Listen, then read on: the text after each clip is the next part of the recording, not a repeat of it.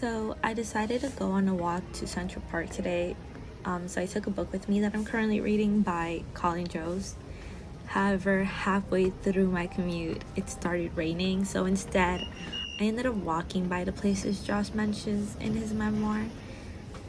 Jost works on SNL, and he's part of like the weekend update section where they kind of talk about the news in a very satirical way.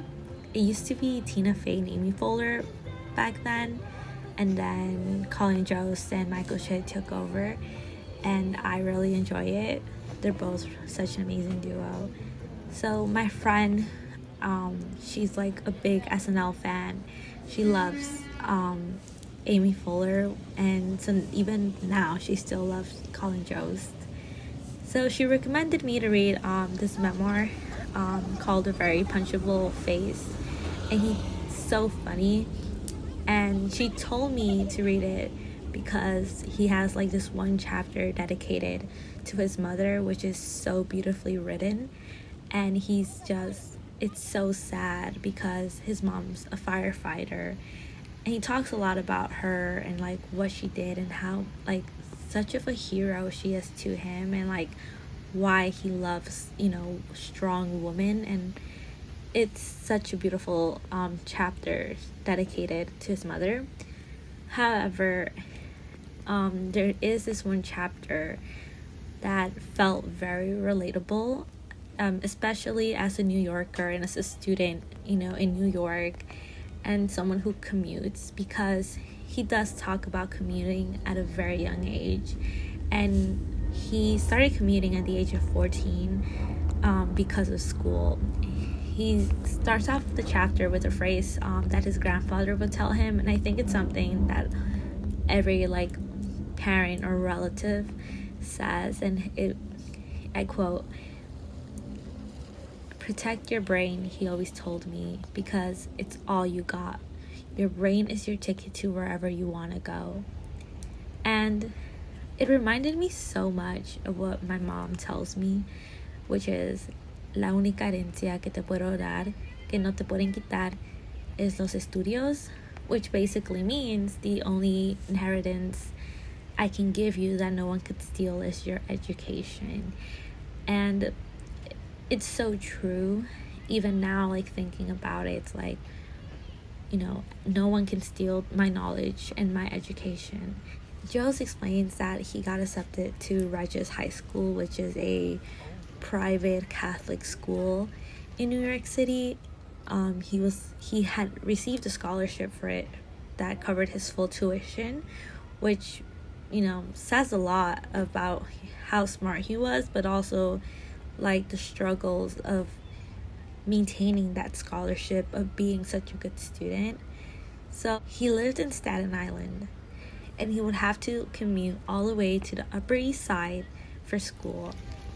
And it quotes, "So on a good day, it took me an hour and a half each way to get there. I took a bus, then a ferry, then a subway." And then he goes on to say that although it seemed so much to travel, he was grateful to even go there. And because it was a free school to him. And his grandfather would always tell him, "If you don't want to make the trip, there are plenty of kids out there who would take your place."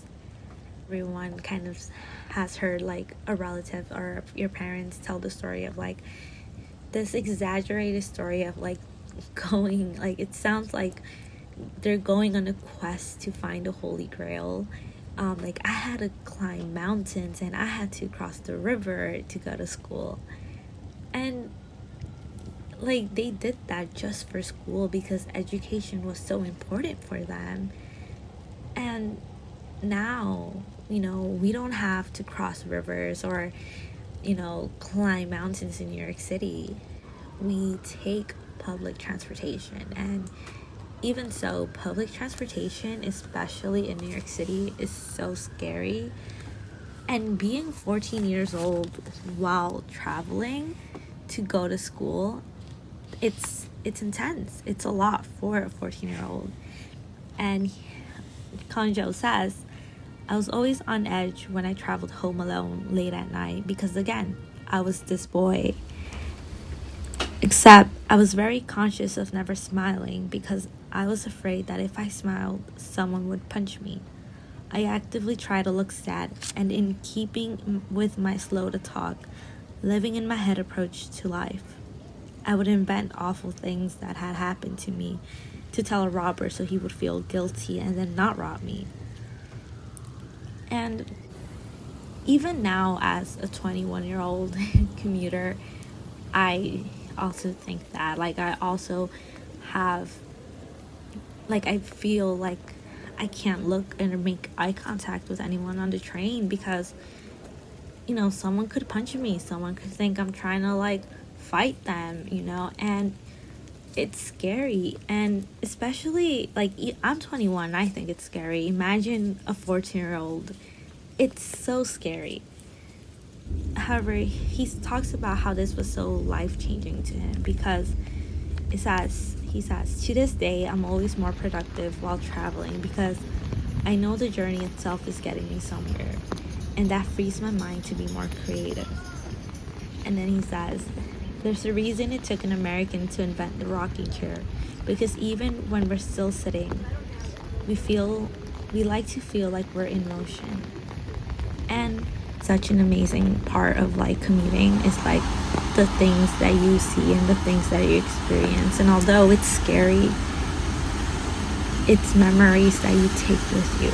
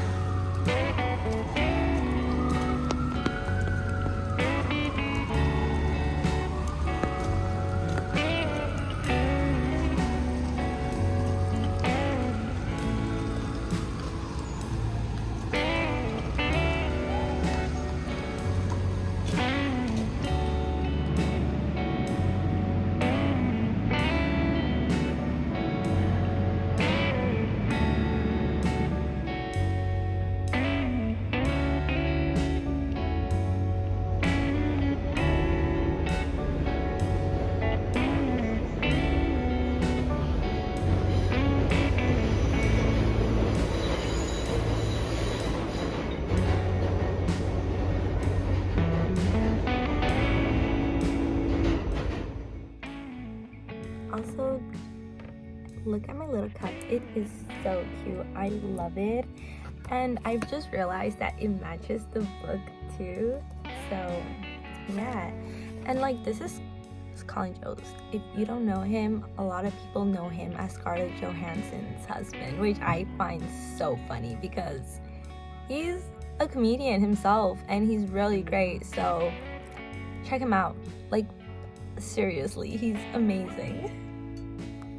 I was really interested in, like, Colin Jost's experience, especially with commuting, and I hope you, like, enjoyed those little clips I got from, like, my walk to Central Park and, like, commuting alone. And I like going, taking the train, taking the bus everywhere, but, like, again, it's a very scary place to, like, take the train. Even today, trains weren't working. And then, like, I was waiting for the bus, and the bus just took, like, 20 minutes to come, and it was really cold, and it was raining. So, it's insane. And so, basically, what I got from it was that as future teachers, or basically, we need to, like, understand that our students have a life, like, they have life, and we may not know their situations at home. Not every student is going to walk into the school and be like, Miss, I have issues at home, or I have to take an hour commute. They won't say that unless they know that your teachers care for them, or if teachers allow for these conversations to flow. And if you hear that, that's, like, my dog. But basically, I was, like, really thinking about it, how, like, even in, like, I never had an opportunity for school, like, in school, to, like, write, to sit for, like, maybe three minutes and to sit down and write something. And it was only until college where I took a class where my professor would just tell us, do a 5-minute free write about anything that's going on, write about maybe your stress in school, talk about what you did that day. So I would do that, and it helps so much, because sometimes there's so many things that we bottle up and we don't know what to do with them. And I think for students, especially as you're growing up, like Colin Jost with like taking the train, his friend getting punched in the train, someone saying that like he shouldn't curse on it, like getting called that they cursed on the train. And it's like, students are human beings as well. Like they can do whatever they want outside of school. I mean, and I understand he did go to a private school, so like why cursing was like such a bad thing. But again, like if teachers, if students walk into class, like Colin Jost walk into his class, and the teacher's like, okay, spend like 5 minutes and write about anything. He can write about, well, today, I commuted to school, I take an hour commute, and these are things that like students will write and teachers should read. Like, not just have them write, but like as teachers, we should read their stories. We should like care for them. And if we see that they're having trouble, that they're commuting, and like you're questioning, why isn't he submitting his homework? Why isn't he doing his work? Why is everything like half finished, And like allowing that means showing that you care. You can be like, okay, it's okay. Like, I know you have a lot of work to do, and the only time you can do your homework is when you're commuting. So maybe like submit it by the end of the week, or giving less homework. Kind of, modifying your lessons to the student's needs. Every student is very different too. So, it's just allowing them to know that you care, that as teachers we care for our students.